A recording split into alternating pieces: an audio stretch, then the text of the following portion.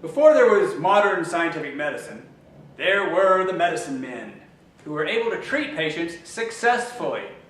How is that? The story of the medicine man is the story of how the human brain is programmed to discover and understand our world. Our brains do not do logic very well, but the way we make stuff up is actually pretty ingenious if the goal is survival. The traditional time-honored way that humans have developed treatments for medical illnesses before the scientific method and before the placebo-controlled trial was to rationalize or to make up a treatment based on intuition and personal and group experience. The human brain has a tremendous ability to have intuition.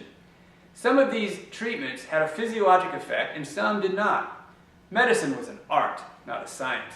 The interesting thing is that patients got better. Humans have a great capacity for rationalizing or making up cause and effect relationships. This ability is often superior to our feeble attempts at using logic. We are capable of coming up with correct answers even without using the scientific method. Very recently in our history, as a species that is, we figured out how to find real underlying causes of illness in the laboratory. We figured out that bacteria and viruses and fungi exist and cause disease. And by neutralizing or killing these pathogens, people get better. After World War II, we figured out how to take this new science to the bedside in order to develop new treatments. We created the placebo-controlled clinical trial. We figured out that the placebo effect needed to be overcome in order to be sure which treatments actually worked. The placebo effect became seen as the enemy of medical progress. Modern medicine eliminated the use of sugar pills. Doctors felt empowered by the science-based medicine and lost focus on the doctor-patient relationship, which incorporates many aspects of the placebo effect. Studying the neurobiology of the placebo effect was more difficult back then because there were no MRIs or PET scans or functional brain imaging, and our understanding of neurotransmitters was yet to be fully developed. We did not understand how non-pharmacologic interventions can alter chemicals produced in the brain that affect physiologic function. More recently, we've been able to elucidate this neurobiology and have come to understand that through social interaction, without pharmaceuticals, there's a lot of healing that can occur. We are now studying the placebo effect with renewed vigor. The message I want to talk about and the goal of this website is to put the art back into medicine with an understanding for the first time of the actual neurobiology of the art. I want to restore the time-honored tradition of developing a strong doctor-patient relationship in combination with scientifically developed treatments.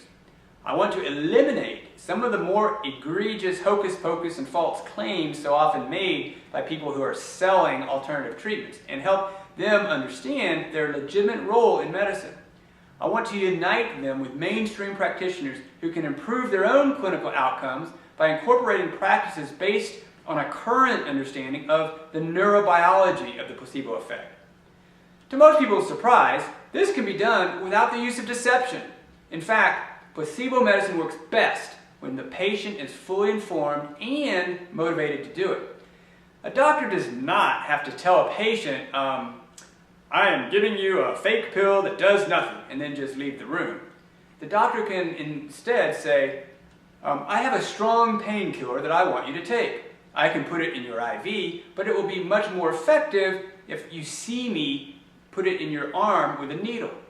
It will sting for a moment, but you will respond better. You have naturally occurring endorphins, which are pain-killing chemicals, in your brain that can be increased if you see me inject the morphine. Are you okay with that? Now, studies have shown that when you do this, the patient will achieve a greater level of pain control. As another example, in psychiatry, we have learned that non-pharmacologic interventions like cognitive behavioral psychotherapy can treat depression and cause a restoration of serotonin and norepinephrine, brain chemicals, restore their function in the frontal lobes. I mean, we can see it on PET scans. In a similar fashion as happens when you take antidepressants, such as Prozac. In fact, studies have shown that the best outcomes occur when you use both together. This is why I want to integrate alternative and mainstream medical treatment. As a doctor, I want us to fully incorporate all means by which good outcomes can be achieved. Through education, I hope to contribute to the future unification of alternative and mainstream medicine in a safe and effective way.